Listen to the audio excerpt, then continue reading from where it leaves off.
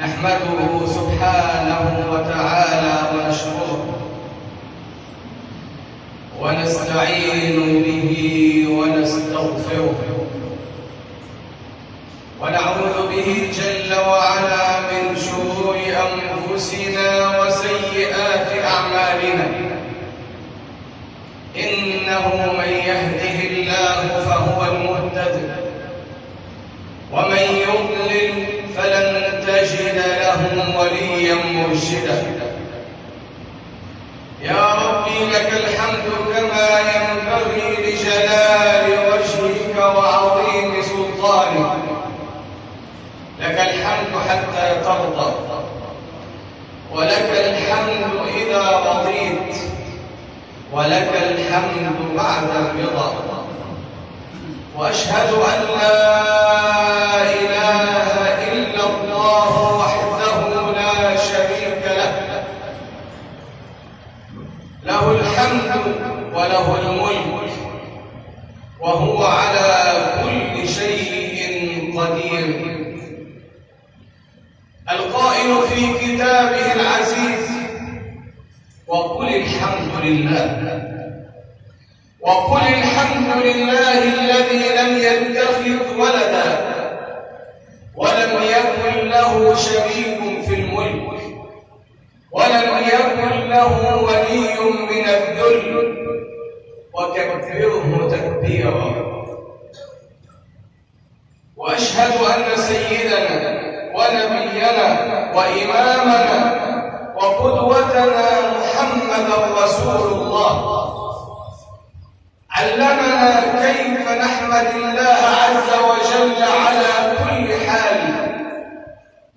فاجزه اللهم خير ما جزيت نبيا عن أمته، وارض اللهم عن آله وأصحابه وأتباعه إلى يوم الدين، وعنا معهم بفضلك ورحمتك يا أكرم الأكرمين. أما بعد أيها الأحبة الأكارم، أوصيكم ونفسي بتقوى الله. يا أيها الذين آمنوا اتقوا الله، يا أيها الذين آمنوا اتقوا الله حق تقاته ولا تموتن إلا وأنتم مسلمون. أسأل الله تبارك وتعالى بأسمائه الحسنى وصفاته العلى أن يملأ قلوبنا بتقواه، وأن يشرح صدورنا لهداه، وأن يوفقنا لما يحبه ويرضاه. أيها الأحبة، لا زلنا مع طريق من طرق الجنة، الحامدون، والذي بدأناه في اللقاء السابق ونستكمله اليوم إن شاء الله عز وجل، ونسأل الله التوفيق والسداد. أيها الأحبة، هيا بنا لنضع أيدينا في أيدي بعضنا لنسلك طريق الحامدين، ولنكون من السالكين إلى جنة رب العالمين. نتعلم من خلال القرآن ومن خلال سنة النبي العدنان كيف نتخلق بهذا الخلق، وكيف نسير في هذا الطريق حتى يمن الله عز وجل علينا أن نكون عنده من الحامدين الشاكرين. أيها الأحبة، الحمد ليس كما يظن كثير منا أنه عندما يقبل يده باطنا وظاهرا أنه بذلك قد حمد الله. لا، الحمد خلق، الحمد عمل، الحمد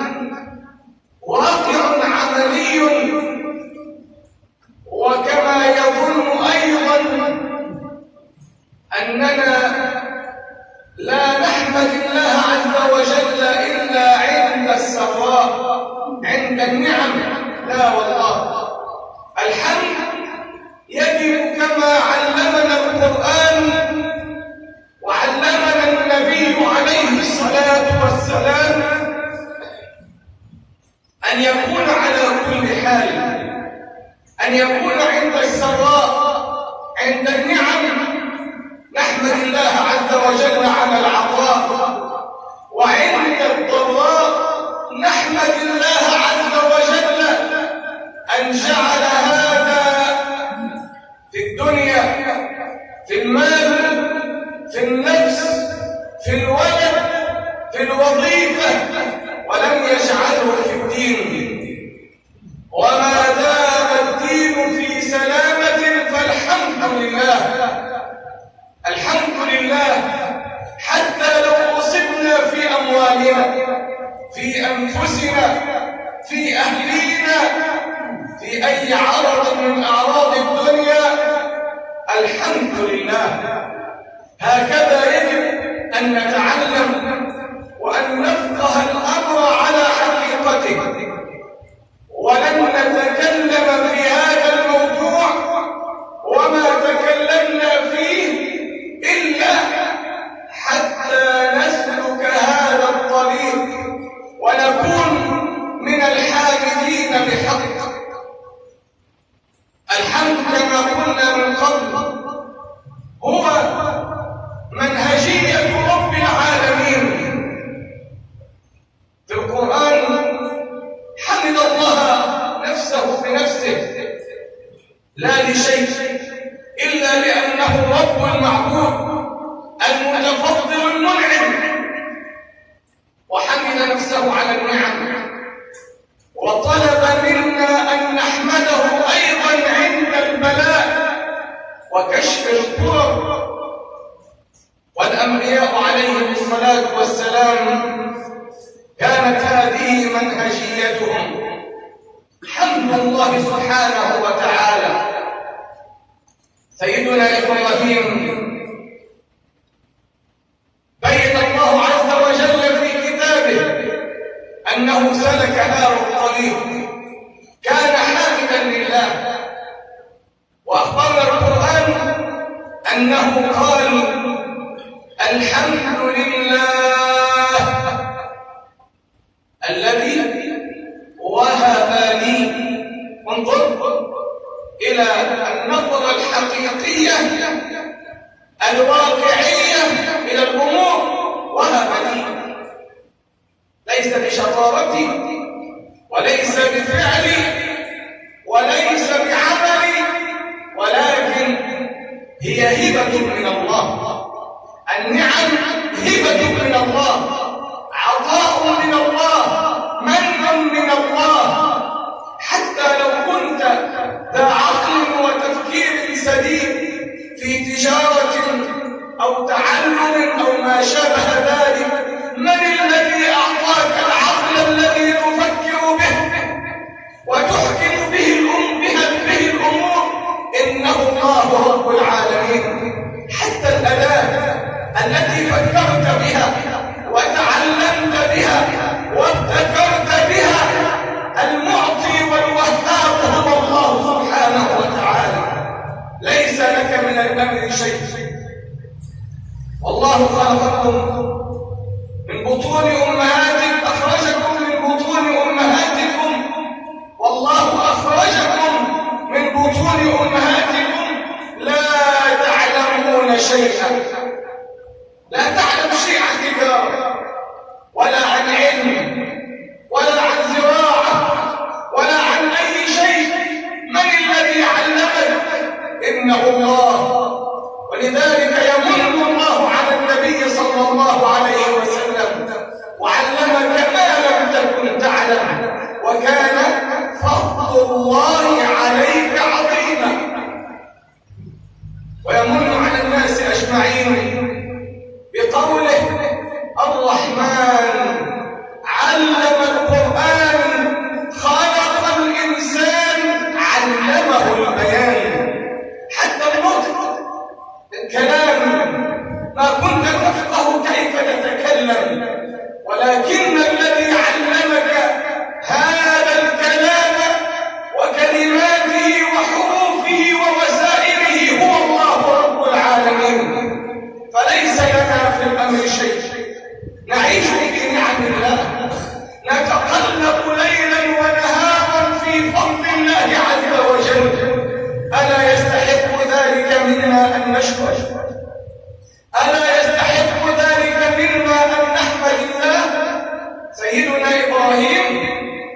قل الحمد لله. الحمد لله ماذا؟ الذي وهب لي، أعطاني، من علي، وهب لي على الكبر إسماعيل وإسحاق. إن ربي لسميع الدعاء. هذا سيدنا إبراهيم. سيدنا نوح يأمره الله عز وجل عندما تكتمل النعمة عليه وعلى من معه من المؤمنين أن يحمد الله تبارك وتعالى على هذا الفضل. فإذا استويت أنت ومن معك على الفلك فقل الحمد لله. الحمد لله الذي نجانا من القوم الظالمين. سيدنا داود وابنه سليمان الله عز وجل ذكر لنا أنهما حمد الله عز وجل على النعمة، على الفضل، على العطاء. وداود وسليمان إذ يحكمان في الحرث إذ نفشت فيه غنم القوم. والله عز وجل يقول ففهمناها سليمان. وقال داود وسليمان الحمد لله الذي فضلنا على كثير من عباده المؤمنين بالعلم والحكمة، وأعطانا ما لم يعط أحدا من العالمين. فهمنا منطق الطير، أعطانا ما لم يعط أحدا من العالمين، فالحمد لله. وسيدنا محمد صلى الله عليه وسلم كان يحمد الله عز وجل على كل حال، وهذا ما سنقول معه إن شاء الله بعد ذلك. علمنا وكان هو القدوة والأسوة، علمنا كيف نحمد الله عند الطعام، عند الشراب، عندما نلبس الثياب، عندما نقوم من النوم، عندما ننظر في المرآة، عندما نخرج من الخلاء. على كل حال كان له هدي صلى الله عليه وسلم، ولذلك ينبغي علينا أن نتعلم هذا الهدي حتى نكون من الذين تأسينا واقتدينا به صلى الله عليه وسلم، وحتى نكون من الحامدين. الحامدون أيها الأحبة من أهل الجنة، مع التائبين، مع العابدين، مع الآمرين بالمعروف والناهين عن المنكر. الحامدون أيها الأحبة الله سبحانه وتعالى جعلهم، ركز معي، أول من ينادى إلى الجنة، لأنهم يعيشون على الاعتراف بالجميل والنعمة، يعيشون على أن القلوب والألسنة والأحوال موصولة بالله عز وجل على كل حال. أيها الأحبة ينبغي أن يكون الحمد منهجيتنا كما هو منهجية الأنبياء والرسل، ينبغي أن يكون هو منهجيتنا أيها المؤمنون. ولذلك يقول الله سبحانه وتعالى فسبحان الله حين تمسون وحين تصبحون وله الحمد في السماوات والأرض وعشيا وحين تظهرون. سبحان الله حين تمسون وحين تصبحون، تسبيح بحمد الله عز وجل، تنزيه لله عز وجل. فسبحان الله حين تمسون وحين تصبحون وله الحمد في السماوات والأرض وعشيا وحين تظهرون.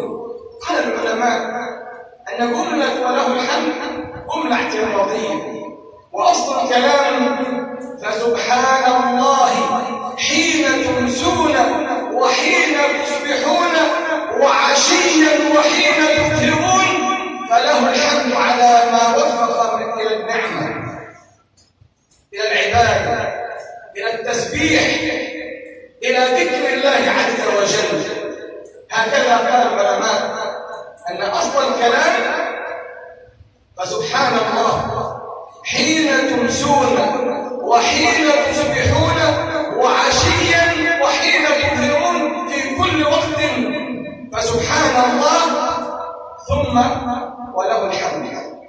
وجاءت الجملة اعتراضية في الوسط لتدلنا أن الإنسان ينبغي عليه أن يكون حامدا لله عز وجل على كل حال، مع الذكر مع التسبيح على التوفيق لنعمة الله عز وجل. أيها الأحبة في الله، يقول الحبيب المصطفى صلى الله عليه وسلم: أول من يدعى إلى الجنة ينادى إليهم أن هلموا إلى الجنة. أول زمرة، أول مجموعة، أول فئة تدعى إلى جنة الله عز وجل. استمع إلى الحبيب: أول من يدعى إلى الجنة الحامدون.